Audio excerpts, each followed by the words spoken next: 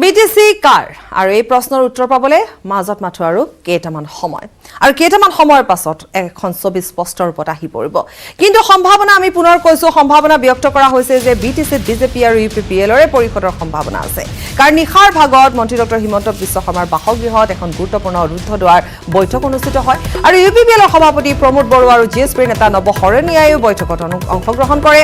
আৰু ভিজুৱেলছ আহি পৰিছে আমি দেখুৱাইছো নিখাৰ ভাগত উপস্থিত হোৱাৰ এয়া দৃশ্য ইফালে বিটিসিত এবাৰো যেহেতু বিপিএফ সংখ্যাগৰিষ্ঠ দল হিচাপে বিবেচিত হল দেখিবলৈ পোৱা গৈছিলে যে প্ৰথম অৱস্থাত বিপিএফৰ শোচনীয় অৱস্থা কিন্তু পৰৱৰ্তী সময়লৈ বিপিএফে নিজৰ যি তেওঁলোকৰ স্থান সেয়া অক্ষুণ্ণ ৰাখিবলৈ সক্ষম হয় নিখাৰ ভাগৰ ভিজুৱেল আমি দেখুৱাই গৈছো এয়া নিখাৰ ভাগত প্ৰমোদ বড়ো উপস্থিত হয় আৰু প্ৰমোদ বড়ো নিখাৰ ভাগত 9:30 বজাত যেহেতু তেওঁ উপস্থিত হৈ গৈ মন্ত্ৰীগৰাকীৰ বাসগৃহত উপস্থিত হোৱাৰ পাছতে এক ৰুদ্ধ দুৱাৰ বৈঠকত মিলিত হয় গুৰুত্বপূৰ্ণ বৈঠক অনুষ্ঠিত হয় আৰু 9:30 বজাৰ লগে লগে আজি দিনৰ কিছু সময়ৰ পাছত অৰ্থাৎ 9:30 বজাৰ লগে লগে স্পষ্ট ৰূপত আহি পৰিব যে বিটিসি আচলতে কাৰ হ'ব কিন্তু ইংগিত বহন কৰিছে আমি পুনৰ কৈছো ইউপিপিএল আৰু বিজেপিৰ মিত্ৰতাৰে পৰিষদ গঠন হ'ব কাৰণ মেজিক নাম্বাৰ ইতিমধ্যে কালি নিখাৰ ভাগত সেই সমীকৰণৰ কথা ইতিমধ্যে দিলীপ শইকীয়া ডাঙৰীয়া স্পষ্ট ৰূপত কৈছে যে মেজিক নাম্বাৰ চুই দিয়া হৈছে বা মেজিক নাম্বাৰ হৈ গৈছে কাৰণ ইউপিপিএল যদি 12 ইফালে বিজেপি 9 গতিকে মেজিক নাম্বাৰ ইতিমধ্যে চুইছে তাতে জিএছপি আকৌ 1 গতিকে পৰিষদত যেহেতু জিএছপি থাকিব গতিকে তেনে ক্ষেত্ৰত কালি এই কথা সম্পূৰ্ণৰূপে স্পষ্ট ৰূপত আহি পৰিছে কিন্তু এইখিনিতে এটা দিশ উল্লেখ কৰিব পাৰি যে বিপিএফত যদি আমি কওঁ যে হাগ্ৰামা মহিলাৰে কিন্তু অকলে এক যুঁজ দিয়া বুলি এক প্ৰকাৰ ক'ব পাৰি আৰু নিজৰ স্থিতিও সেই ক্ষেত্ৰত সফল ৰূপতে ৰূপায়ণ কৰিছে বুলিও এক প্ৰকাৰ ক'ব পাৰি বিটিসিত এতিয়া নতুন সমীকৰণ আৰু কালিৰ পুৱাৰ ভাগৰে পৰা আমি দেখুৱাই গৈছিলোঁ পোনপটীয়া সম্প্ৰচাৰ আমি অব্যাহত ৰাখিছিলোঁ আৰু সেই সময়ছোৱাতো এক স্পষ্ট ছবি দেখিবলৈ পোৱা গৈছিলে পুৱাৰ ভাগৰলৈকে যিহেতু ধূসৰ ছবি বুলি এক প্ৰকাৰ ক'ব পাৰি কিন্তু যেতিয়া সময় অতিবাহিত হৈছিলে লাহে লাহে যেন সকলো সমীকৰণ উলট পালট লাগিছিল কিন্তু সন্ধিয়াৰ ভাগলৈ দেখিবলৈ পোৱা গৈছিলে যে আকৌ এক নতুন সমীকৰণ আহি পৰিছিল অৰ্থাৎ এক হাই ভল্টেজ নিৰ্বাচন বুলি এক প্ৰকাৰ ক'ব পাৰি আৰু হয়তো কোনো কেতিয়াও ভবা নাছিল যে বিটিসিত এনেধৰণৰ এক নিৰ্বাচন অনুষ্ঠিত হ'ব যি নিৰ্বাচনত এনেধৰণে মুহূৰ্তে পথ পৰিৱৰ্তন হ'ব প্ৰমোদ বৰুৱা আৰু নৱ শৰণীয়াৰে কালি নিখাৰ ভাগত এয়া ৰুদ্ধ দুৱাৰ বৈঠকৰ দৃশ্য আমাৰ হাতত আহি পৰিছে আমি দেখুৱাইছো আৰু তাৰ পাছতে সংবাদ মাধ্যমৰ আগত মন্ত্ৰী ডক্টৰ হিমন্ত বিশ্ব শৰ্মাই কয় যে আজি আৰু কিছু সময় অৰ্থাৎ 9:30 বজাৰ লগে লগে সংবাদ মেল সম্বোধন কৰি সকলো কথা স্পষ্ট ৰূপত জনোৱা হ'ব আনহাতে আমি সদায় কৈছো যে হাইলাইট যি সময়ত হৈছিলে যে নিৰ্বাচন তুংগত উঠিছিল আৰু কেইটামান কথা তাত উল্লেখ কৰা হৈছিল আৰু যি হাইলাইট পাইছিল বুলি এক প্ৰকাৰ ক'ব পাৰি আৰু সেয়া আছিল যে হিমন্ত বিশ্ব শৰ্মা আৰু হাগ্ৰামা মহিলাৰ বাকযুদ্ধ গতিকে নিৰ্বাচনত আকৰ্ষণীয় কেন্দ্ৰবিন্দু হৈ পৰিছিল বাকযুদ্ধ হ'ব হিমন্ত হাগ্ৰামাৰ বাকযুদ্ধ গতিকে কালিৰ দিনটোত মন্ত্ৰীগৰাকীয়ে স্পষ্ট ভাষাৰে ক'লে যে সেয়া নিৰ্বাচনী বাকযুদ্ধ আছিল নিৰ্বাচন শেষ আৰু সেই তেনেধৰণৰ কথাখিনিও শেষ এতিয়াৰ পৰা তেওঁলোকৰ পুনৰ যি সম্পৰ্ক আছিল সেই সম্পৰ্ক পুনৰ গঢ় লৈ উঠিছে বাৰ্তালাপ কৰিছে ফোনযোগে কিন্তু যি কি নহওক যদি ৰাজনীতিৰ দিশেৰে আমি চাওঁ যে বিটিসিত কিন্তু নতুন সমীকৰণ ইতিমধ্যে সাজু হৈ আছে প্ৰমোদ বড়োক আদৰিবৰ বাবে ৰাইজ সাজু হৈ আছে দলীয় কৰ্মীসকল সাজু হৈ আছে আজি এক বিশাল শোভাযাত্ৰা আছে গতিকে সেই বিশাল শোভাযাত্ৰাত অংশগ্ৰহণ কৰিবৰ বাবে ইতিমধ্যে যথেষ্ট সংখ্যক লোক প্ৰমোদ বড়োৰ বাসগৃহত সাজু হৈ আছে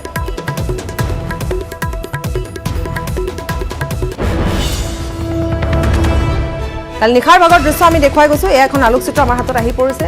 য'ত নৱ শৰণীয়াকো দেখিবলৈ পোৱা গৈছে জিএছপি প্ৰসংগ যদি উল্লেখ কৰা যায় কিন্তু এক প্ৰকাৰ ক'ব পাৰি যে যেনেধৰণে নৱ শৰণীয়াৰ ভূমিকা এটা সময়ত আছিল সেয়া কিন্তু এইবেলি দেখিবলৈ পোৱা নগ'ল এক ধূসৰ ছবি বুলিয়ে এক প্ৰকাৰ ক'ব পাৰি বা ধূসৰ স্থিতি বুলি ক'লেও নিশ্চয় ভুল কৰা নহ'ব জিএছপিৰ নৱ শৰণীয়াৰ প্ৰতিক্ৰিয়া আহিছে আগ্ৰহম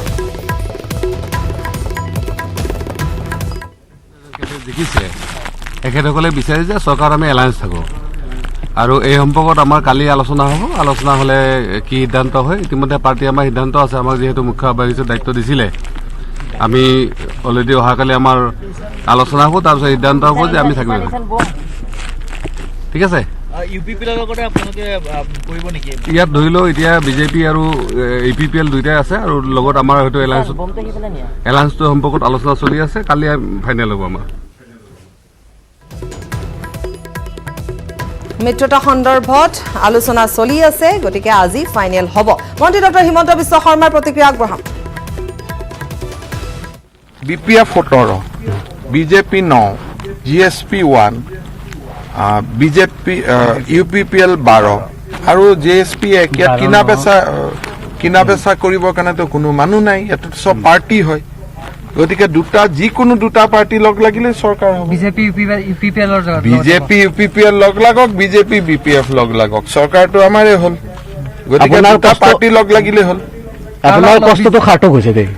হৈ গ'ল আৰু চৰকাৰৰ কাৰণে কষ্ট কৰিছিলো আৰু আজি বিজেপি দলে 1টাৰ পৰা 9টা চিটলৈকে বিটিচিৰ দৰে এৰিয়াত পোৱাটো চমকপ্ৰদ সাফল্য গতিকে ওদালগুৰি বাস্কা ডিষ্ট্ৰিক্ট সম্পূৰ্ণভাৱে আমাৰ এটা দখল শব্দটো বেয়া হ'ব ফাৰ্ষ্ট আৰু ছেকেণ্ডতে আমি ৰখি গ'লো যদি বিধানসভা হিচাপত কনভাৰ্ট কৰি দিয়ে গোটেইকেইটা MLA চিট আমি জিকিছো হাগ্ৰামা মহিলাই কি ক'ব একো হাগ্ৰামা মহিলাই যিমান দিন হওক অলপ আগতে মই টেলিফোনত কথা পাতিছো হাগ্ৰামা মহিলাই বিপিএফৰ লগত ইলেকশ্যন মিত্ৰতা আছিলে বিপিএফৰ লগত কৈছিলেগে আপোনালোকৰ বৰ্তমান হ'ল কি যে হাগ্ৰামাৰ মহিলাই মই মোৰ লগত টেলিফোনত মই ফোন কৰিলো তেওঁ ফোন কৰিলে ইলেকশ্যনৰ সময়ত যি কটুতা আছিল আজিৰ পৰা দুইটাৰ এগেইনষ্টত নকওঁ এইখিনি আজি আমাৰ হৈ গ'ল এটা পৰ্ব সেইটো ব্যক্তিগত কিন্তু ৰাজনৈতিক মিত্ৰতা অহাকালি ৰাতিপুৱা 9টা বজাৰ ভিতৰত আপোনালোকে গম পাব বিজেপিক লগত লৈয়ে বিজেপিৰ পৃষ্ঠপোষকতাত বিটিচিত চৰকাৰ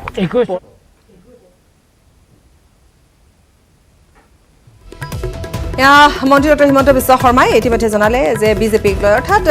যাক চাণক্য বুলিয়ে ক'ব পাৰি বা এক যি অংক কৰাত যিগৰাকী ব্যক্তিৰ অংকৰ মতেই সাধাৰণতে চলে বিজেপি গতিকে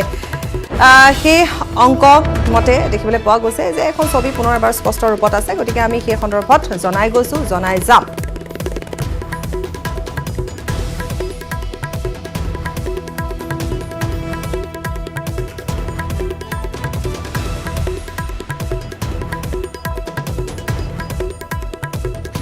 আৰু এই সন্দৰ্ভত আলোচনা আগবঢ়াবৰ বাবে আমাৰ সৈতে উপস্থিত আছে মুখপাত্ৰ বিজেপিৰ সুভাষ দত্ত ডাঙৰীয়া স্বাগতম জনাইছো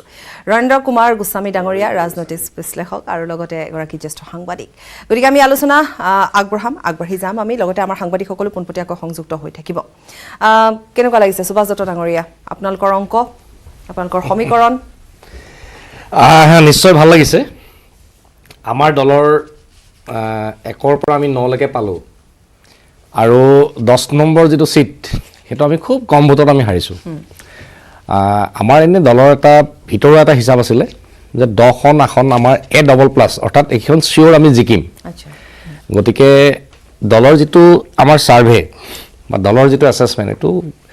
সম্পূৰ্ণ শুদ্ধ ৰূপতে আমি পাইছোঁ খালি এটা সিটত আমি অকণমান আমাৰ হিনদেৰি হৈছে গতিকে আমি 10 নহয় আমি 9ত ৰৈ গ'লোঁ তথাপিতো আৰু এটা ডাঙৰ সাফল্য আপোনালোকৰ যে বিটিচিত সোমাই বিজেপিয়ে 9খন পোৱাটো কিন্তু ডাঙৰ সাফল্য এক প্ৰকাৰ সেইটো সাফল্য লগতে আমি যিবিলাক সিটত হাৰিছোঁ হৰা সিটবিলাকতো আমাৰ ভাৰতীয় জনতা পাৰ্টিৰ ভোট যথেষ্ট বাঢ়িছে কাৰণ আমি যেতিয়া নিৰ্বাচন খেলিবলৈ তাত গৈছোঁ তাত আমাৰ মোকে এটা সমষ্টিত ইনচাৰ্জৰ দায়িত্ব দিছিলে কো ইনচাৰ্জৰ সেই সমষ্টিটোত গৈ দেখিছোঁ যে তাত মানে 100% বুথ কমিটি নাই মানে 60% মান বুথ কমিটিহে আছে সংগঠনৰ দলৰ সংগঠন যেনেদৰে থাকিব লাগে আমাৰ অন্যান্য ঠাইবিলাকত যেনেকৈ আমাৰ পিষ্টা প্ৰমুখলৈকে আছে তাত পিষ্টা প্ৰমুখো নাই আমাৰ শক্তি কেন্দ্ৰৰ প্ৰমুখবিলাক দিয়া আছে বা বুথৰ সভাপতিসকলক দিয়া আছে কিন্তু 60%তহে আছে বাকীখিনি নাই তৎসত্ত্বেও আমি এটা খুব শক্তিশালী ফাইট দিবৰ কাৰণে আমি সক্ষম হৈছোঁ আৰু ৰাইজৰ যিটো বিপুল উৎসাহ বিশেষকৈ ৰৌতাৰ পৰা আমি শ্ৰীৰামপুৰলৈকে দেখিলোঁ যে ভাৰতীয় জনতা পাৰ্টিৰ প্ৰতি ৰাইজৰ যিটো মৰম সেই মৰমটো আমি এই নিৰ্বাচনটোত আমি দেখিবলৈ পালোঁ কাৰণ ৰাইজে এই সময়খিনিত ভাৰতীয় জনতা পাৰ্টিক খুব কম সময়ৰ ভিতৰত আদৰি লৈছে বুলি ক'ব লাগিব কাৰণ আমাৰ 2019 চনৰ লোকসভা নিৰ্বাচনলৈকেতো আমিতো বিটিচি এলেকাততো আমাৰ প্ৰৱেশে নাছিলে 2019 চনৰ লোকসভা নিৰ্বাচনলৈকে আমি বিপিএফ দলক আমি সকলো সমজাই থৈ দিছিলোঁ কিন্তু 2019 চনৰ লোকসভা নিৰ্বাচনত যেতিয়া বিপিএফ দলক আমাৰ কোকৰাঝাৰ আসনখন দিয়া হৈছিল তেতিয়া দেখা গ'ল যে তেওঁলোকে অকল আমাৰ সৰভোগ আৰু ভৱানীপুৰ সমষ্টিতহে জিকিছে বাকী সমষ্টিবিলাকত বিপিএফ দল জিকা নাই তেতিয়া আমি গম পাইছিলোঁ যে বিপিএফৰ বিৰুদ্ধে প্ৰবল এক প্ৰতিষ্ঠান বিৰোধী ঢৌ আছে আৰু সেই প্ৰতিষ্ঠান বিৰোধী ঢৌ যদি থাকে তেতিয়াহ'লে ভৱিষ্যতে বিপিএফটোতো ডুবিবই ভাৰতীয় জনতা পাৰ্টিৰ একো লাভ নহয় সেইকাৰণে সেই সময়ৰ পিছতে আমাৰ দলৰ ফালৰ পৰা এটা সিদ্ধান্ত লৈছিলে যে আমি বিটিচি নিৰ্বাচনটোত আমি এককভাৱে আমি প্ৰতিদ্বন্দ্বিতা কৰিম আৰু এককভাৱে প্ৰতিদ্বন্দ্বিতা কৰাৰ যিটো সিদ্ধান্ত এইটো বলিষ্ঠ এক সিদ্ধান্ত যিটো সিদ্ধান্ত আমাৰ ৰাজ্যিক সভাপতি ৰঞ্জিত দাস ডাঙৰীয়াই লৈছিলে আৰু আজি ভাৰতীয় জনতা পাৰ্টিৰ এজন কাৰ্যকৰ্তা হিচাপে মই অতি গৌৰৱেৰে ক'ব বিচাৰিছোঁ যে ৰাজ্যিক সভাপতি ৰঞ্জিত দাস ডাঙৰীয়াৰ এই সিদ্ধান্ততে এক শুদ্ধ সিদ্ধান্ত আছিল যাৰ কাৰণে বিটিচিৰ চৰকাৰত ভাৰতীয় জনতা পাৰ্টিৰ প্ৰৱেশ নিশ্চিত হৈছে অৰ্থাৎ BTCত এইবাৰ বিজেপিৰ চৰকাৰ আকৌ পাতিম আনন্দ কুমাৰ গোস্বামী ডাঙৰীয়া যিহেতু দেখিবলৈ ৰণেন কুমাৰ গোস্বামী ডাঙৰীয়া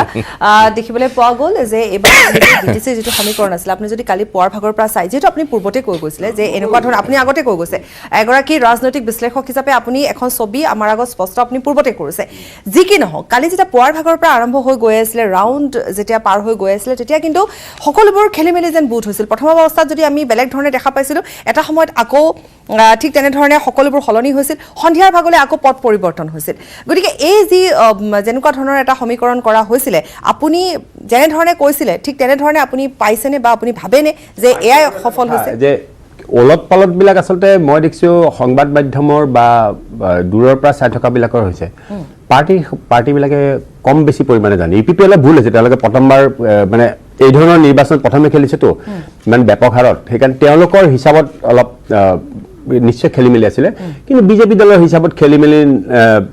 আছিল বুলি মই নাভাবোঁ তেওঁলোকে জানেই ইমান আসন পাব খালি তেওঁলোকে এখন তেওঁলোকৰ পাৰ্টিৰ ভিতৰৰ পৰা ৱাৰ্ণিং অহা বুলি মই জানো মোৰ পাৰ্টিৰ ভিতৰৰ মানুহে কৈছে ইমানুৱেল মুছাহাৰীৰ ক্ষেত্ৰত বিভিন্ন মানুহে তাত আনকি তেওঁলোকৰ হৈ কাম কৰিব যোৱা মানুহে ভাষণ দিব যোৱা মানুহে তেওঁলোকে সেইবিলাক কৈছে এইজনক নিদিব ইমানুৱেল মানে মই সপক্ষে বিপক্ষে কোৱা নাই দেই মানে ইমানুৱেল মুছাহাৰীৰ ক্ষেত্ৰত তেওঁলোকৰ যে সন্দেহ আছিলে তেওঁ জানে তেওঁ কেতিয়া খোলাকৈ ক'ব নোৱাৰে বাৰু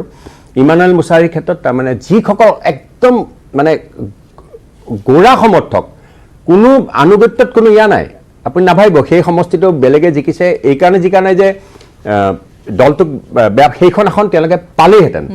কৈছে যে এওঁ হ'লে আমি ভোট নিদিওঁ কৈ দিছে কিন্তু কৈ লৈছে এনেকুৱা নহয় যে হয় নহয় এই কথা কৈ লৈছে আপুনি ক'ব নালাগে বাৰু মই জানো কথাটো ইমানুৱেল মুছাহাৰীৰ ক্ষেত্ৰত তেওঁলোকৰ আপত্তি আছিলে বিধায়ক তেওঁলোক আপোনাৰ ইয়াত সেয়া ইমানুৱেল নহয় এই যে এই আসনখনত আমি কথা পাতি যাম ৰণেন কুমাৰ গোস্বামী গতিকে আমি কথা পাতি যাম আৰু লগতে সুভাষ দত্ত ডাঙৰীয়া আছে কাৰণ বিজেপি সন্দৰ্ভত আমাৰ পাতিব লগা বহুত আছে বিজেপিয়ে যিটোৱে অংক কৰে সাধাৰণতে এই সময়ছোৱাত দেখিবলৈ পোৱা গৈছে যে আপোনালোকৰ দিন ভাল সুভাষ দত্ত ডাঙৰীয়া আমি আলোচনা আগবঢ়াই লৈ যাম কিন্তু সময় এটি বিৰতি বিৰতিৰ পাছত আৰু এই মুহূৰ্তত এটা ব্ৰেকিং নিউজ আহি পৰিছে আমি কৈছো দৰ্শকসকলক যে গণেশগুৰিত UPPLৰ গুৰুত্বপূৰ্ণ বৈঠক অনুষ্ঠিত হৈছে প্ৰমোদ বড়োৰ নেতৃত্বত এই বৈঠক চলি আছে বৈঠকত উপস্থিত আছে UPPLৰ কেইবাগৰাকীও গুৰুত্বপূৰ্ণ নেতা এই বৈঠকৰ পিছতে সাক্ষাৎ কৰিব মুখ্যমন্ত্ৰীক আৰু তাৰ পাছতে সংবাদ মেলৰ আয়োজন কৰা হ'ব পুনৰ কৈছো গণেশগুৰিত UPPLৰ এখন গুৰুত্বপূৰ্ণ বৈঠক অনুষ্ঠিত হৈ আছে প্ৰমোদ বড়োৰ নেতৃত্বত এই বৈঠক অনুষ্ঠিত হৈছে বৈঠকত উপস্থিত আছে UPPLৰ কেইবাগৰাকীও নেতা আৰু এই বৈঠকৰ পিছতে মুখ্যমন্ত্ৰীক সাক্ষাৎ কৰা হ'ব অৰ্থাৎ এই বৈঠকৰ অন্তত মুখ্যমন্ত্ৰীক সাক্ষাৎ কৰা হ'ব আৰু তাৰ পাছতে এখন সংবাদ মেলৰ হয়তো আয়োজন কৰা হ'ব গণেশগুৰিত UPPLৰ গুৰুত্বপূৰ্ণ বৈঠকে কি সূচাই সেয়া আমি কিছু সময় পাছত খবৰ লাভ কৰিম আমি জনাই যাম দৰ্শকসকলক যিহেতু প্ৰমোদ বড়োৰ নেতৃত্বত এই বৈঠক চলি আছে বৈঠকত উপস্থিত আছে UPPLৰ কেইবাগৰাকীও গুৰুত্বপূৰ্ণ নেতা আৰু এই বৈঠকৰ পিছত মুখ্যমন্ত্ৰীক সাক্ষাৎ কৰা হ'ব গতিকে কালিৰ দিনটোতো যিহেতু আমি কৈ গৈছিলোঁ যে কালিৰ দিনটোতো উল্লেখ কৰা হৈছিল আজি সংবাদ মেল যোগে সকলো কথা স্পষ্ট ৰূপত আহিব গতিকে তাৰ পূৰ্বে এই সিদ্ধান্ত লোৱাৰ পূৰ্বে যথেষ্ট গুৰুত্বপূৰ্ণ কেইবাখনো বৈঠক আছে এই বৈঠকৰ অন্ততহে এই সিদ্ধান্ত গ্ৰহণ কৰা হ'ব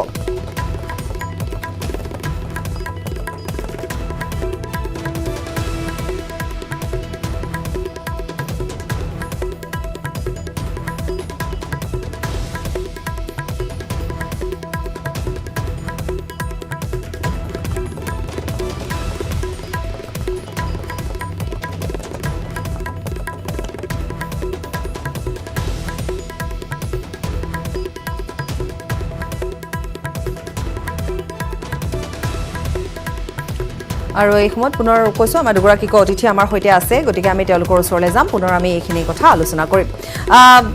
আপোনাৰ ওচৰলৈ আহিছোঁ নৰেন্দ্ৰ কুমাৰ গোস্বামী ডাঙৰীয়া গতিকে আমি যিহেতু প্ৰথম কথাটো হৈছে যে কোন জিকিব কোনে পৰিষদ গঠন কৰিব সেয়া পাছৰ কথা প্ৰথম কথাটো হৈছে দুয়োগৰাকীকে কৈছোঁ যে যিটো পৰিৱেশ দেখিবলৈ পোৱা গ'ল এইবাৰ BTC নিৰ্বাচনত যিটো পৰিৱেশৰ কথা সাধাৰণতে অকল্পনীয় বুলি এক প্ৰকাৰ ক'ব পাৰি গতিকে এনেকুৱা এটা পৰিৱেশ সৃষ্টিকৰ্তা কোন এটা অৰ্থ যদি আমি ক'ব বিচাৰো মানে যদি আমি কওঁ চাওক BTC নিৰ্বাচন বা সেই সময়ছোৱাত BTC বুলি ক'লে মানুহৰ মনত যিটো ভয় শংকা আছিল সেইবোৰ নাইকিয়া হৈ গ'ল সমূলি এটা শান্তিপূৰ্ণ পৰিৱেশ ইমান জনতা ওলাই আহিছে ভোট দিবলৈ আনকি আমাৰ সাংবাদিকে যেতিয়া তেওঁলোকক প্ৰশ্ন সুধিছিল তেওঁলোকে এটা কথাই কৈছিলে যে পৰিৱৰ্তন লাগে বা তেওঁলোকে এটা কথাই কৈছিলে যে আমি শান্তিপূৰ্ণভাৱে অত্যন্ত শান্তিপূৰ্ণভাৱে মাজত মাত্ৰ 3টামান বিক্ষিপ্ত ঘটনা সংঘটিত হৈছিল কিন্তু সাধাৰণতে খুব শান্তিপূৰ্ণভাৱে এই ভোটদান প্ৰক্ৰিয়া অনুষ্ঠিত হৈছিল গতিকে এই যিটো পৰিৱেশ সৃষ্টি সৃষ্টি হ'ল এই পৰিৱেশটো আচলতে কি কাৰণত সৃষ্টি হ'ল কেনেধৰণে সৃষ্টি হ'ল বা এনেকুৱা এটা পৰিৱেশ কেনেধৰণে না, ভোটদান আগতেও হৈছিলে এইবাৰ যেনেকে 2010ত 77% ভোটদান হৈছিলে 2015ত 75% ভোটদান তাতে হয়, ৰাইজ ওলাই আহে। এইবাৰ যেনেকে প্ৰায় 80% হৈছে কম বেছি পৰিমাণে একে আৰু যিহেতু বিটিআৰ চুক্তিখন হৈ গ'ল বিটিআৰ চুক্তিৰ পিছত তাৰপিছত আৰু লকডাউন হৈ গ'ল সেই সময়তে হোৱাহেঁতেন হয়তো ইপিপিএলে আৰু দুখনমান হয়তো আসন পালেহেঁতেন কিন্তু তাত খালি এটা খুব ইতিবাচক মানে ইয়াৰ গোটেই মই বিজেপি বা ইপিপিএল বা বিপিএফ মই কাৰো সপক্ষে বা বিপক্ষে কোৱা নাই তাত এটা ইতিবাচক যিটো